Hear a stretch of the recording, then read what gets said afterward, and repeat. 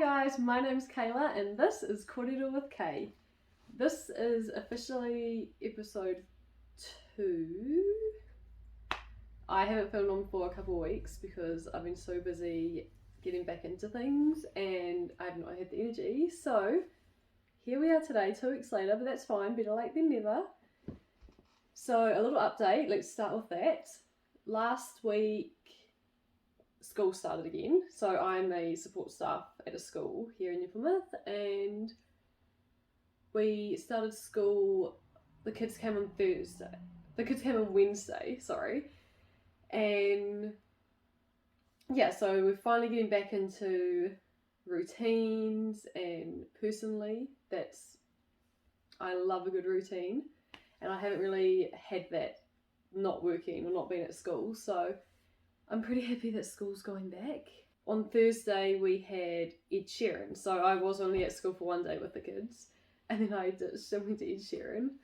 But we went to the Wellington show and the one at Sky, I think it was Sky Stadium.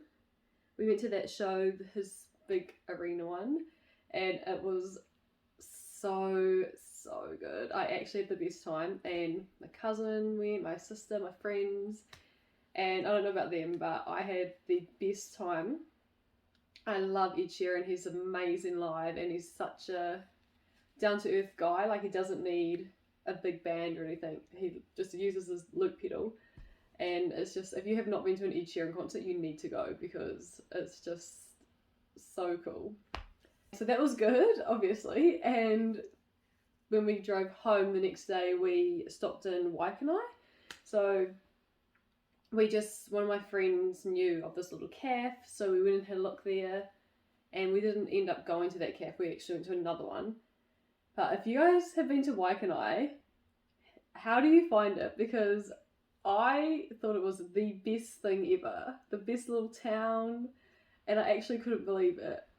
To the point where I was going to move there. I said to everyone, I said, I'm going to move here, this is so cool, I love this place. But obviously that's not going to happen, but a girl can dream. So we went to this cafe, this tavern, I can't remember what it was called. Beach Tavern, Long Beach Tavern, something along those lines anyway. And oh my gosh, guys, the service, 100 out of 10. The staff were so nice, they were so cool. The food, 100 out of 10, amazing, loved it. We had brunch there, and I got just like an avocado thing, can't remember what it was, to be honest. But it was the best, it was so good. My sister got a juice, like a normal sized juice, $3. It was $3. I've never been to a place where juice has been $3 for like a decent, guys. Anyway, and the best part about this tavern was under the table. So when you sit like this, under the table they had like a cushion, like what you have in pillows, like in this. That's what it felt like anyway, under the table. So don't quote me on this, but I think it's so you don't hit your legs like when you move them and stuff. Best idea ever, honestly. What more restaurants need to put that in there, because it just topped off a very good experience for us. And anyway, we walked across the road after, and they've got a beach, and they've just got this whole coastline, and we just sat there and we were just like, this is life. It was so good. So I really want to go camping down there now, or I don't know, do something in Waikanae, because I think we struck it on a good day maybe. I don't know if it's always like that. Let me know if you've been there, and let me know what you guys think, because I had a very, very good experience. But anyway, aside from that, we had another week at school this week just gone, and then my dad and my brother and me, we went to the All Stars NRL game in Rotorua, and that was so fun. It was so cool, so tiring though. We drove up yesterday on Saturday, and then we went to the game and we watched we caught the last couple of minutes of the touch game, of the All Stars touch game, and then the Māori women played and they won. Woo-hoo. That was a good game to watch. And then obviously the men unfortunately lost, but it was a pretty good game to watch and it was a good atmosphere to be in. It was so cool. And obviously my favourite part, the haka, the war cry, seeing the different cultures, I just like how it brings everyone together in that sense. So cool. And if they have it here again, I'll be going again. There's a little segment I want to add to the podcast, and that is a segment dedicated to my mum's Auntie Jenny. My Auntie Jenny and her dog, Charlie Star. And this is going to be Auntie Jenny and Charlie Star's quote of the week. So, the quote of the week for this podcast, I'm not saying week because who knows when I'll film the next one, but the quote of the podcast is, if it ain't fun, don't do it. Which is true. If you're not going to have fun doing it, don't do it. And I know people are like, oh yeah, but I have to do this, I have to do this, blah, blah, blah, blah, blah. If it ain't fun, don't do it. Or, if it ain't fun, make it fun. Put some music. Oh, do you know what I hate? Doing the washing. I hate it with a passion. But do you know what? Put some music on, dance while you do it. Boom. Fun. And whatever way, try and incorporate something fun. Try and make something fun. Or just, if it ain't fun, don't do it. Thank you, Auntie Jenny, for that. The business, I've been so slack. I don't even think I've posted anything in the last probably week. I don't actually know, to be honest. That's really bad, so that's part of the reason why I wanted to do this, because I need content and I need to do this because I'm getting slack, and I don't want to get slack because I want to keep building this up, so I need to keep pushing.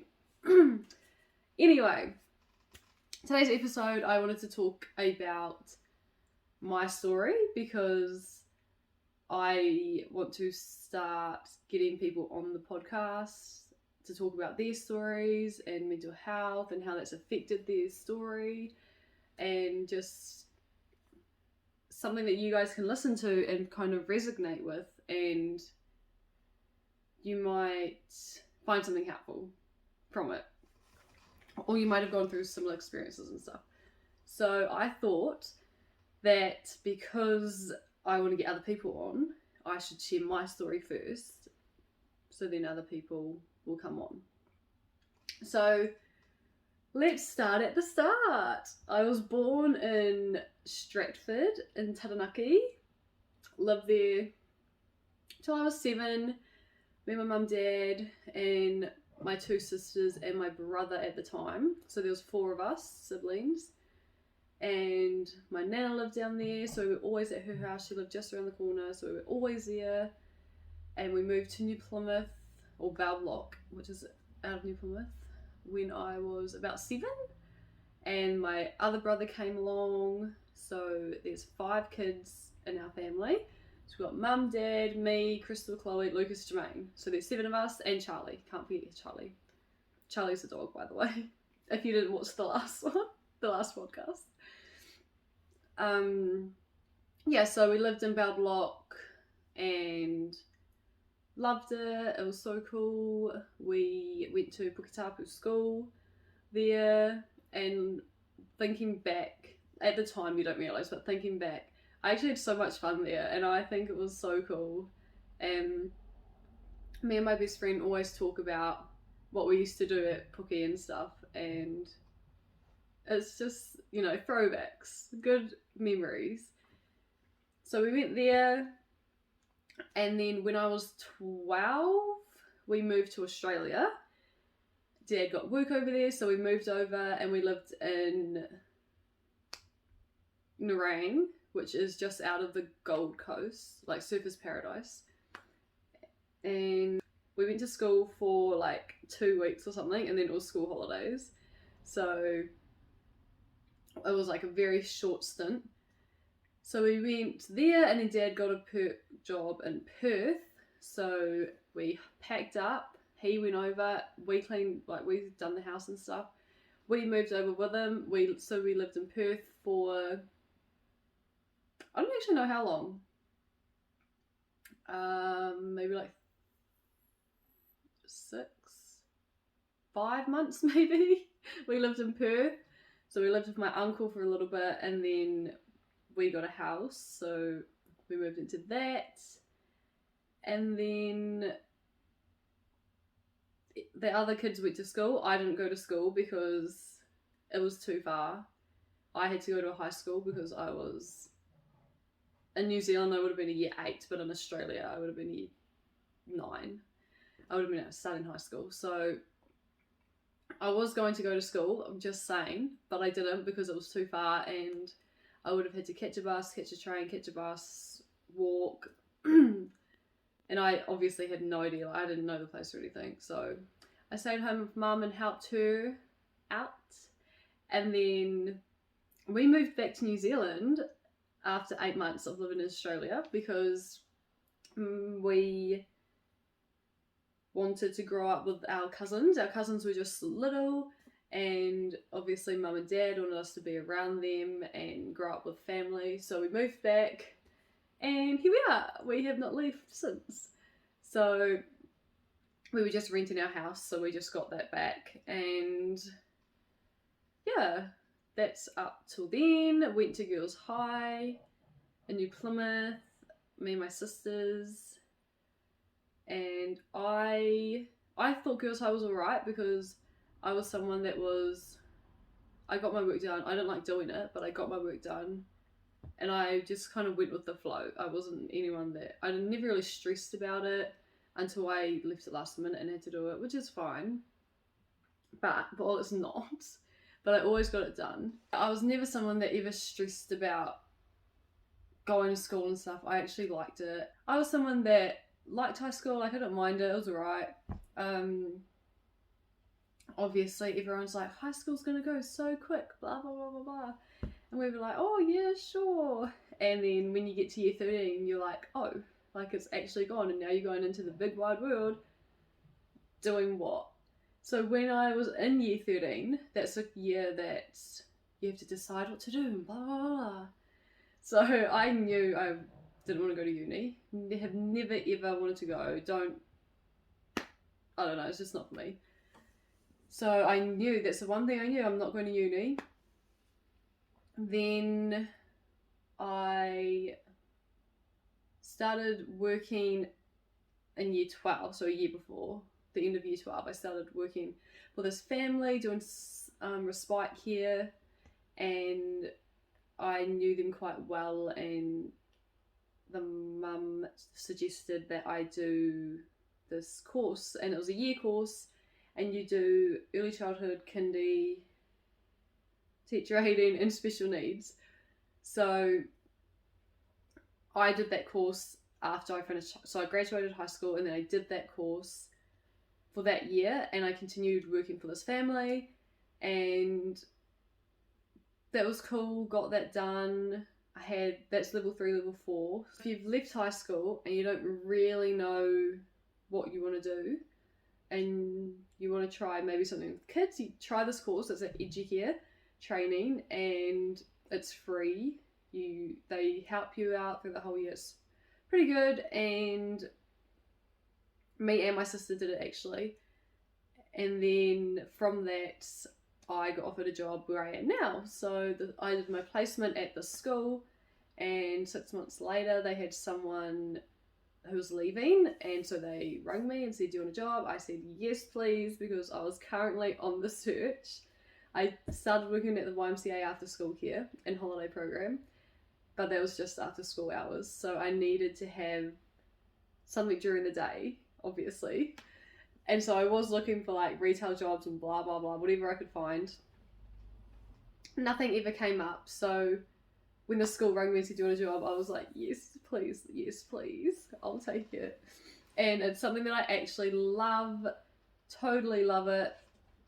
working. So we've got 2 classes called Whare Manaki, and so we've got 2 classes. We kind of have a mix between 5-year-olds to 12-year-olds at the moment, but we can go up to 14, and I love it. It's so cool. It's not like mainstream classes. We incorporate work, but we do other stuff on the side. Like we go in the van, go out for walks and stuff. I absolutely love it. And I'm actually back working with the same family again. So funny how things go around, come around. But this is my in like the third term, third term, it will be my 4th year. So I think this currently is my 4th year at this school, which is a pretty long time, which means I've been out of high school for a long time, which makes me old. So yeah, anyway, that's kind of where I am now. I moved out of home a year and a half ago. My best friend bought a house, so I moved in with her and finally moved out. So that's where I am now. That's kind of my story so far. But our childhood, we had a very good childhood growing up. Like, I can't complain. Our parents tried to get us what we wanted. We'd always have clothes, toys, stuff like that. I would like to say they've done a very good job raising me. I think I'm a pretty good person. Thank you, Mum and Dad. And yeah, we didn't have many. There were challenges, obviously, but I feel like overall they done very well and we all turned out okay. So but let's go back a few steps and kind of talk about mental health. So I haven't been affected terribly with mental health. Mine's not mostly kind of like anxiety here and there, like worry, overthinking, stuff like that, but not extreme, like not at all. So my mental health journey probably started in, I don't know when, to be honest. It was after I left high school where I realised how much it affects people and how differently it affects people. So I've never suffered terribly with it. Mine is mostly anxiety, like worry, overthinking, stuff like that. But it's not terrible, like nothing over the top. But I've had people around me that have suffered worse than me, and me seeing that has kind of opened my eyes more. And as I've gotten older, I've realised that it's not just something you can, just stop it, you'll be fine, say something like that. So now I'm trying to make a conscious effort of actually just listening to the person and having them tell me why they're feeling the way they are, and just listening to them and not trying to say, you need to do this, you don't need to do this, stop doing this. Just listening and them venting. Just listening and letting them vent, and me just literally just being there like, okay, yep. And I've actually started saying, I don't know what you're going through, but I understand that it's hard. That's what I've kind of trained myself to say. Because for me, it's not really, it's kind of weird when it comes, like, I'll get anxiety over sometimes small things, like I won't want to like walk first into a restaurant and stuff, but if I'm with my family, I'll do it. I'll be like, oh, I'll go, and I'll just go. But if I'm with my friends, I'll be like, no, you go, and I don't know why. It's just so random. Like sometimes I think it's just I'm feeling better some days, maybe. I don't know. For my mental health, I have kind of realized what helps me, and that's probably only the last like couple of years maybe that I've kind of realized and noticed when I'm starting to get like, when I start going like this and I'm like, right, I need to stop and I need to go do this. I get overwhelmed very easily, And the most recent time, I actually I posted a TikTok a little while ago about it, and basically I'll have all these little things. For example, clean my room, do the washing, hang it out, get it in, cook dinner. It's just normal things. Go. I've got to go deliver this. I've got to go put these clothes in the clothing bin. Stuff. Little jobs like that. Just errands. And I keep putting them off, and I don't know. I just couldn't be bothered doing them. So I keep putting them off. I just wasn't doing it. And then my sister and I went to church this day, and I was sitting there, and I was just like, I was not thinking straight. I was just like, this, I'm not even like, what am I doing? I was like, church did nothing for me that day, and that's because of me. That's not because of anything else, obviously. So I got home, and then I was like, right, I've got to do my 2 biggest tasks. So I did those. It took me probably longer than it had to, but I got 2 of the things done. So I was like, check, and then I was like, right, I'm going for a walk. Got my shoes on, drove to the foreshore. I love walking along the walkway in New Plymouth. And I walked, and I walked, and I walked. And when I go for walks, it makes me feel so much better. Even if I start the walk and I'm like this. I'm real like not happy, just walking slow as. By like halfway, I'm like this. I'm like sped up by walking, I'm smiling, I'm like dancing to my music. And something as simple as that, going for a walk, honestly boosts my mood so much. And especially along the beach. I love the beach. So after that walk, I actually went for a swim at the beach. And I just sat there and I was like, and I actually felt like a weight had been lifted off my shoulders. I felt refreshed. I felt like I was reset. My mind was cleared. I came home, finished what I had to do in quick as time. And I felt good about myself. So I don't know what you guys do, but if you feel yourself getting heightened or working yourself up over this little things, try to find something that you love and something that calms you down.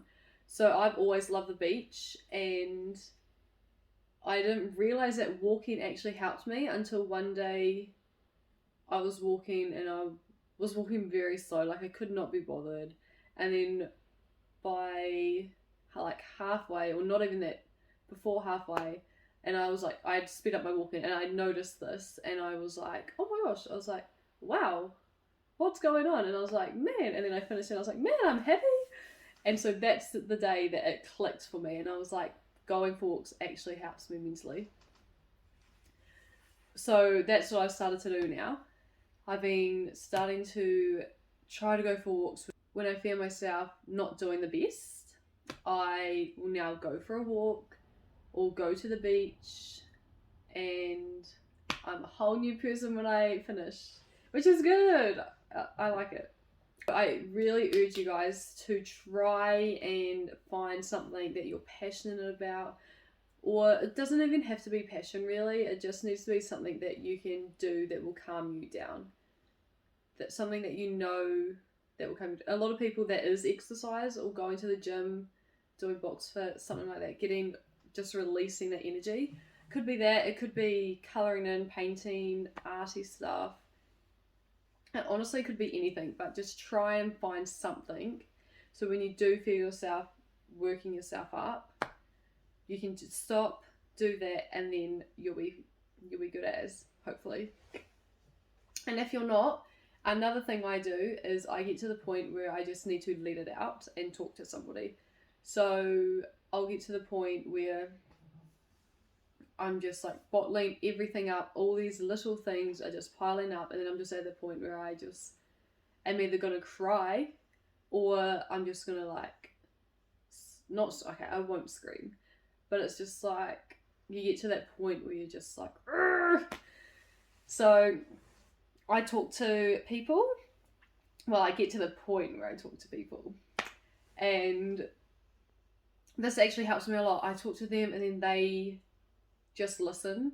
They like say stuff here and there and say, well, blah, blah, blah. And I just let it all out. And then after that, I'm like, oh. Again, a weight's been lifted.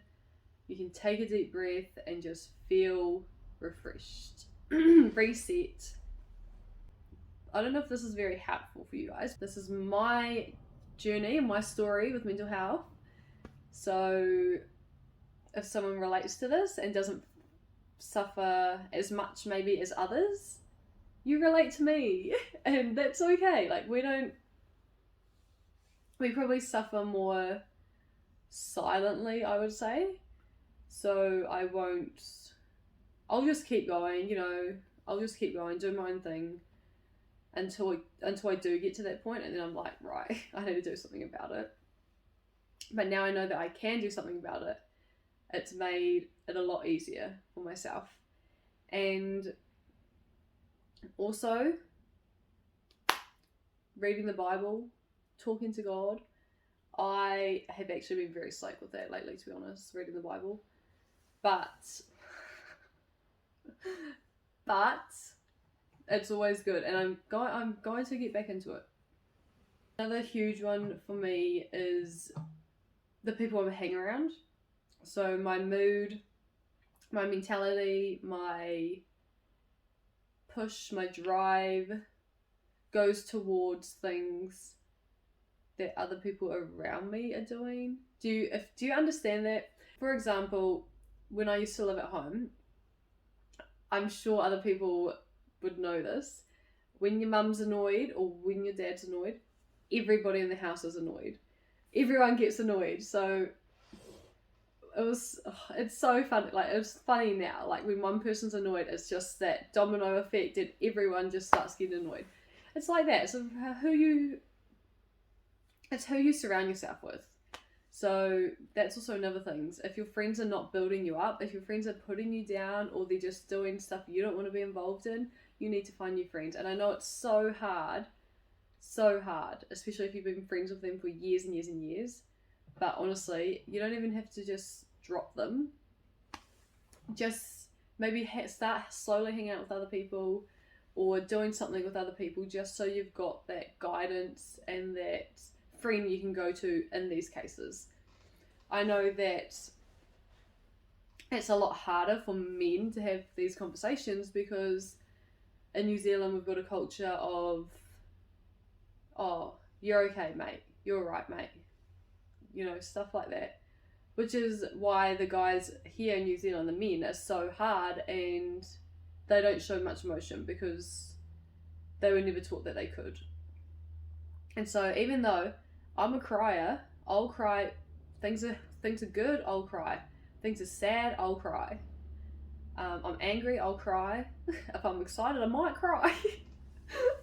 I'm so bad. But anyway, we need to have this talk more with each other. So it's not just these big organizations or these big celebrities that are telling us we need to have this talk with each other. It's actually, we actually need to talk with each other. We don't just need to hear it from them, but we need to put it into action and we need to talk to each other and make sure we're okay. Make sure your friends are okay. Make sure your family's okay. I saw this video on TikTok and this guy said he saw one of his friends and he said, "How are you?" "Oh yeah, I'm good, blah, blah, blah." He said, "No, how are you?" "Oh no, I'm fine, blah, blah, blah, blah." And then, you know, they carried on.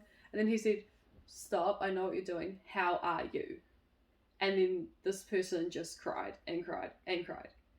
So you might need to push it a little bit more, like this guy did, to see how your friends are actually doing, because we've got that automatic response. Like, I know I do it. If I see someone, I'm like, "Hi, how are you?" "Oh yeah, I'm good." That's like automatic response because it's just repeated so often. But when I'm with my friends, then I'm like, oh, they're like, "How are you?" I'm like, oh, not good, you know? But I feel comfortable enough within my friends and my family to say that to them. If you don't have the friends or the right friends, if you don't have family that you can talk to me, message me, and I'll be more than happy to talk to you. message, I don't know, someone that you trust. You need to find someone that you trust and someone you can easily get along with, someone that you're comfortable with. You don't even have to tell them what's going on, really. You just have to say, you're not doing okay, can you just help me? Or can you listen? Or can we go for a walk? Can we go paint? Just find something that you can do with them so you're not alone. Because going through it alone makes it so much harder. Trust me, because I will just keep it to myself and just carry on until I get to that point where I'm like, no, I actually need to let this out and talk to someone. But I know I need to talk to someone when I get to that point. But it's just, I don't want you guys to go through it alone, and I don't want people to struggle. I don't want people to be in their own thoughts and just be by themselves and not have anyone to vent to.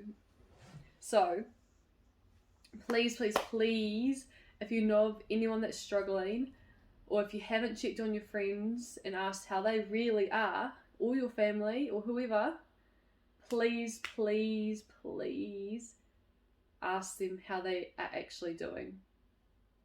Because it will honestly, it shows that you care, it shows that you love them, they feel loved, they feel cared for, they feel valued, and that's how we're going to make the world a better place. For me, like I said before, going to church and reading the Bible and stuff, God takes so much away. Honestly does. And so my family have been Christians our whole life. My whole life. I've been a Christian my whole life. My family has been, and yes, it's been like this, and we've kind of been in and out, but that's a story for another time. But overall, and talking to different people, I've realised how much he actually does help. And I know that sounds kind of weird because like everyone's like, talk to God and he'll make all your worries go away, and you're kind of like, oh yeah, okay. But no, this is like actually talking to people about this. It's just clicked for me, and I don't know why it never has before, because I'm always like, oh yeah, pray to God and he'll help. But I'm kind of like, you just feel like someone's always there. So I was talking to somebody and they said when they were going to church and reading the Bible and doing all this stuff, they felt like they always had someone there. Whereas when they stopped, that's when they felt alone. They felt alone. They felt like they didn't have anyone there. And so that's another way, if you don't have anyone to talk to, the big man's always listening. I'm sorry, I don't know what that was. By the way, I don't have any notes or anything. I'm just winging this, and we've just got back from Rotorua early because my brother had basketball. So I'm like knackered, and if none of this is making sense, I'm so sorry, but I'm literally just saying stuff. But that's kind of my journey with mental health, or my take on mental health. I don't know what you want to call it. My tips, my main points.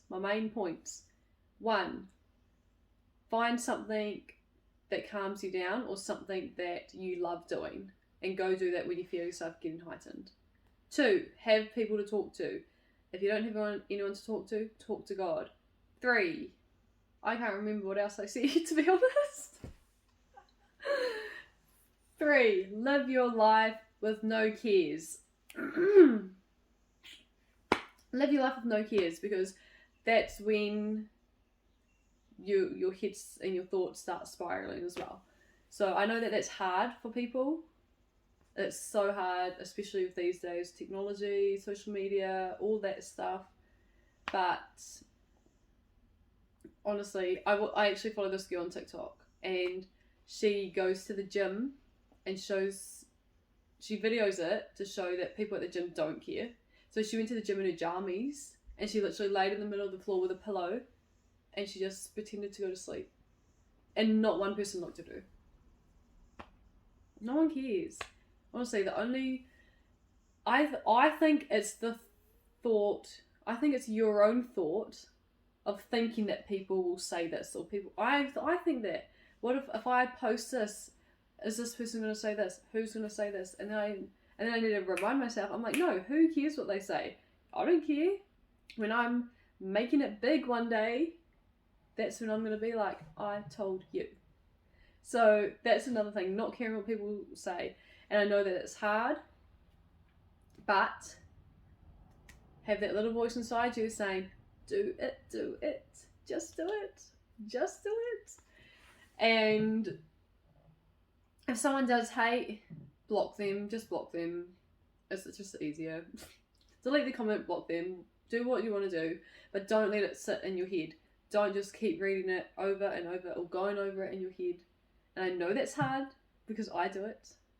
And I think about it and then I'm like, no, think of something else. I don't even think I'm making sense right now, but that's my third tip, to try not to care what people think. And if you do, block them. But I think I'm going to wrap it up because I think I'm just starting to ramble on and I don't know what I've said and I don't know where I'm going to go with this. So, next week, it's a new week. I think it's the 3rd week of Feb. How? That's actually crazy. I've got no idea how. I hope you have an amazing week. If you are struggling with mental health or know of someone that is, please reach out. It doesn't have to be me. It could be anyone. Please reach out to someone. And remember, you're beautiful, you're loved, you were made for a purpose. Peace.